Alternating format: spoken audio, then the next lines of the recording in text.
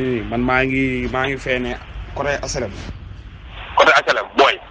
waaw booy tey nga ni dóor laa bëgg nag. waaw. benn xale bu jigéen laa bëgg a dóor. waaw te yaa ci mën a jàpp. waaw. xale bu jigéen nee na ma iPhone 7 la bëgg a tuddee ma ne ko dama ko koy jëndal. waaw. xam naa ko koy jaay sama waay la. loolu jub. te nee na ma 3 heures 4 heures day ñëw sama gàlle. waaw bu ñëwee bu dee jege nga ma dama bëgg a woo la même boo yoree quelques téléphones nga ñëw taxaw ma commandé la iPhone 7 yaa ngi may dégg yëkkati euro yëkkati 200 euros xam nga lu ma lay sindee. waaw muy 100 200 euros laa jox quoi 130 000 la. waaw xam nga jarul lool mën na la téyel boo ñëwee ma complétal la ci kanamam nga dem ko yoon. bu yor sa numéro bu yor sa dara. su ma ko kattee marché bi tas na. waaw léegi man ñaar nga ma jox sama lekk. yow man ngay laaj ci yooyu lekk loolu dafa am lekk. man kay alxuraan xaalis bi ma dégg laa yëg si jox la booy jàppale ma dóor xale bi waaye après ma jox la numéro nga nax ko. téléphone la bëgg iPhone nee na ma la bëgg iPhone 7 ma ne ko dama koy jënd mën naa ko. ok waaw baax xam nga damaa mën a fen. waaw baax na. te fii ma dóor moom yaa ko mën a kii de wala. wala loolu jàppale ma nga ñëw ay bonne heure. ñaar maay 3 heures lay ñëw 4 heures tey.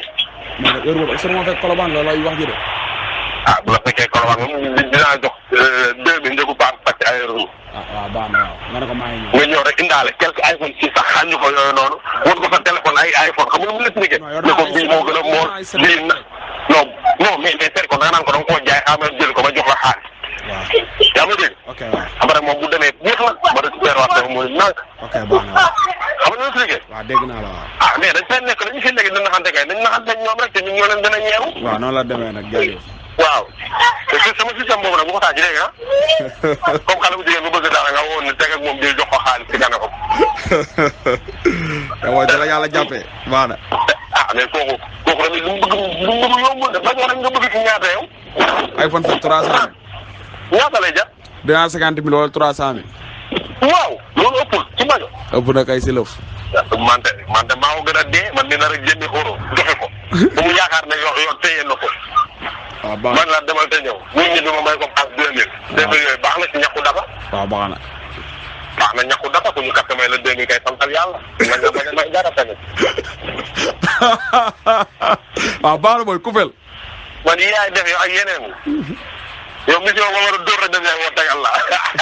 mooy ci garab. waaw léegi. baal ma. wala Habib baal ma. Habib baal ma. yow.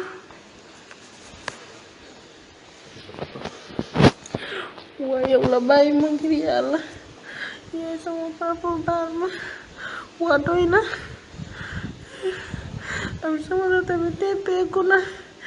am li teppeeku na yow. waaye. am teppeeku na. ankay. Teppeeku nga de. xoolal bu baax. Teppeeku la. xoolal.